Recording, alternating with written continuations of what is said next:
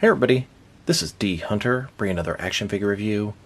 Today, we're going to look at the McFarlane DC Multiverse Superman. This is the armored Superman from Superman Unchained. And this is the Gold Label Edition. It's a Walmart exclusive. I've been referring to this guy as Electrified Armored Superman. A crazy variant. I wouldn't have bought him if it wasn't a completist. He just looks kind of ridiculous. So let's check out the packaging here. As you can see at the top, gold label. They're typically a Walmart exclusive, although I've seen a few at Target as well. Ages 12 plus. 22 points of articulation. McFarlane toys. DC Multiverse Superman. One side, you can see Superman Energized Unchained armor. That is the official name of this figure. Other side simply says Superman. At the bottom, got a bunch of credits, and there is a barcode in case that helps anybody. And on the back side, here's Superman posed up. And here are a bunch of other recent McFarlane DC Multiverse figures you should check out. So with no further ado, let's open him up. Alright, now that we got this figure out of the package, here he is with all his accessories laid out. He does come with a display stand, a collector's card, and then two wings that will be removable and attached to his back. But before we take a look at the accessories, let's talk about and check out the actual figure. So this is Superman in his Unchained armor. It's actually from a storyline, the New 52, and this is the Energized variant. This is a Walmart exclusive, and it's repainted in these sort of crazy electric-looking colors. Now, Superman wearing an armored suit in itself is kind of an odd concept, as he's the Man of Steel. He's practically invincible. In a Superman series called Superman Unchained, there was an weaponized alien called the Wraith. It was a destructive rampage. It was in the Batcave. Both Wonder Woman and Batman were unable to fight him, nor was Superman. Superman ended up donning this armored suit to fight the Wraith. He chased him all the way to the Earth's core and destroyed him in there. So let's take a look at the figure. As you can see, it's got this crazy looking helmet. Long, ear type things going back. The overall thing's kind of done a metallic sort of dark blue color. Got some red, some yellow, sort of simulating electric effects. Looks like we've got single jointed elbows, double jointed knees. Like I said, Superman in an armored suit is almost an oxymoron itself. Superman logo. Backside you can see the holes where the wings will attach. I mean, it's a cool looking figure. I much prefer the standard paint job, but Superman armored suit, it's cool, it's weird, it's unusual, kind of fun.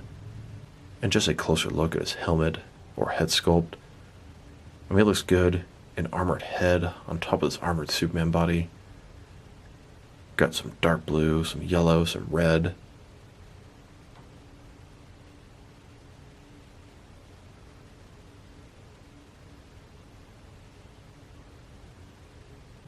Now let's take a look at his accessories, and let's start with the boring stuff. Here's his display stand, typical McFarlane stand, black perfect circle, one peg for the peg holes on their feet, says DC at the bottom, very thin, very basic. Now let's look at his collector's card. As you can see, it's an image of the figure of the Unchained Superman, flying in midair. Superman in his Energized Unchained armor. On the back side, there is a description. If you want to read that, go ahead and pause now. Here's his collector's card. Next to the original Superman in the Unchained Armor's collector's card. Now let's look at his wings. Two of them, they're pretty much identical. Navy blue color, some yellow highlights. Got a peg that'll plug into his back, and it's got a ball joint for articulation. Here's Superman in his Energized Unchained armor without the wings. And here, with the wings attached. And his wings can be both upright like this, or down below, like so. Now I wanted to check out the differences between Superman in his Unchained armor and the Energized variant. Now, I believe the only difference is to be the paint job, and it's quite different. This guy sort of looks like he's got some electrical charge going through him, and this goes in the traditional red and blue Superman colors. Starting with their heads here. Definitely robotic. Kind of gives me a Transformer, Asian Transformer vibe. The color scheme here is cool, but I think I prefer the more traditional Superman look. What do you guys think? Drop me a line in the comments below. Which one do you prefer?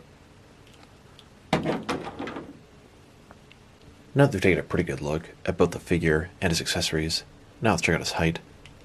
From bottom to the top of his head, he's standing at about 7.75 inches tall, which is going to translate to about 19.5 centimeters. And if you want to go to the top of the wings at their pretty much highest point, about 10.5 inches tall. Now let's check out his articulation. Starting with his head here, of course, it can rotate from side to side. You can look up and down about that much. Can't tilt his head from one side to the other. Give him a good amount of personality. Shoulders on a ball joint. Goes up about 90 degrees. Up, down, around, all that good stuff. He's got a butterfly joint between his shoulder and chest area. Just increase the range of motion a little bit there. Bicep cut below that. Single jointed elbow. 90 degree bend. His wrist has a ball in it. Can rotate, and it's going to be hinged as well. Ball joint in his torso. Rotate around, go forward and back. Another ball joint in his waist. Rotate around, forward and back, giving him a pretty good range of motion in his torso area, especially for a big, bulky armored figure. Legs, completely does the splits. Not a ball joint, but a similar type concept. Rotation is pretty nice on this guy. Legs go forward about that far. Back, not much. Double jointed knees, go back about that far. His ankles balled, forward and back. Can rotate, although it's blocked by sort of armor here. Can tilt just a little bit. He does have toe articulation. Then we have his wings. They're on the peg here so they can rotate around, no problem.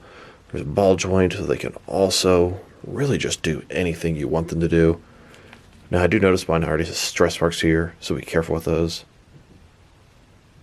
Here's Superman flying above the skies of Metropolis. I could see Superman using this armored suit to fight Devastator from the Dark Knight's metal, or possibly taking out one of his archenemies, Doomsday. Now let's check him out, next to some other action figures, starting off with some other McFarlane DC Multiverse figures. Here he is, next to the original Superman in his Unchained armor, not the Energized variant. Then, next to the silver Curse of the White Knight Azrael in his Batman armor. These guys are both part of the same assortment.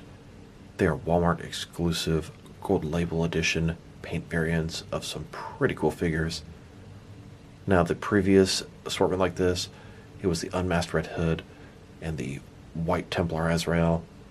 Those guys both became available at the McFarlane toy store, so I think it's a pretty strong possibility these guys will as well. And now let's check them out next to some other McFarlane Superman figures. Here he is, next to the Action Comics 1000 Superman. Then, next to the Rebirth Superman. And here he is, next to a DC Cinematic Universe Henry Cavill Superman from Zack Snyder's Justice League. Here are all the different Superman McFarlane figures they've made so far. I have a total of 12 of them in front of you. I am missing one of them that has already been released. Drop me a line in the comments below if anyone knows which Superman is missing from this lineup. The next Superman I'm aware of they're coming out with is going to be the Solar Suit Superman in his black suit. Here's the Superman next to Superboy Prime and Bizarro, a couple other members of the Superman family.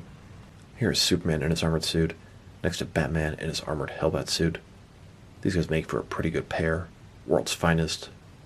And we all know McFarlane loves to do it, but he gave us paint variations for both these figures. And then, next to another Batman in an armored suit. And of course, they gave this one a paint variation as well.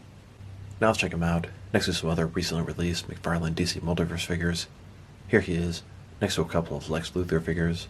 Then, next to Superboy Prime and the Dark Knight Returns Armored Batman Blue Edition. And here he is, next to a couple of Lobo figures. Then, next to a Birds of Prey Harley Quinn and the Mortal Kombat 11 Joker. Here's the Superman, next to the Year 2 Batman. And now, next to the recently released Batman 3 Joker's Wave. And here, next to all three different McFarlane Swamp Thing mecha figures. Then, next to Nightwing and Red Hood from Gotham Knights. And here he is, next to the Batman Who Laughs and Robin Crow's 4-pack. And finally, next to the recently released The Batman Wave. Now let's check them out, next to some action figures from different various companies, to see how he fits in both scale and style-wise, in case you know what signs you can mix him with. One thing I've read online, some people don't like the fact that McFarlane makes 7-inch scale DC figures.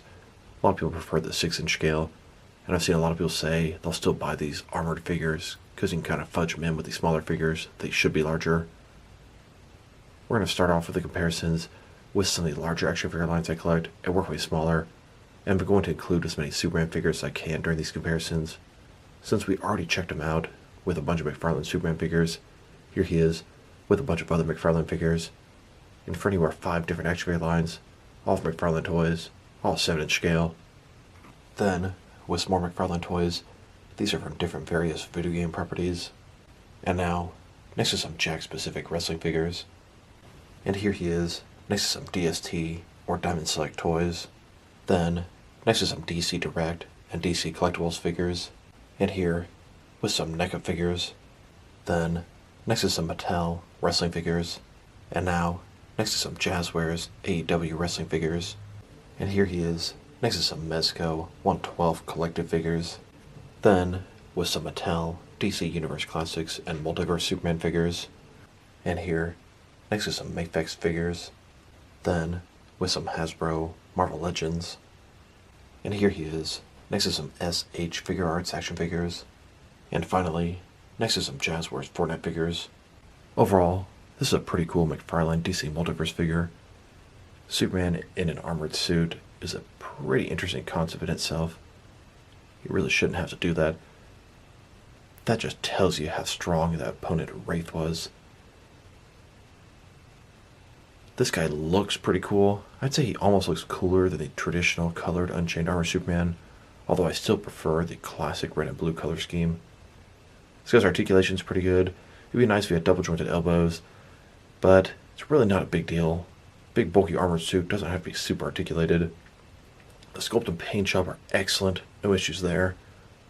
Do be careful with the wing. I actually had the wing break on my original Superman. Pretty annoying. The peg is stuck in there. I don't really see any way to salvage that without gluing it. If I were to rate this guy, I'm going to give him a 7 out of 10. Like I said, I think he looks visually kind of cooler than the other one, but I still prefer the classic look. As classic as you can get with the Superman in an armored suit, that is. So this is D Hunter. Thank you guys for watching this video. If you liked the video, press like below. If you have anything you want to say about the video, add to the comment section. If you want to see additional action figure reviews from me, press subscribe. I do appreciate when you do that. Once again, this is D Hunter. Thank you guys for watching this video, and I'll talk to you guys real soon.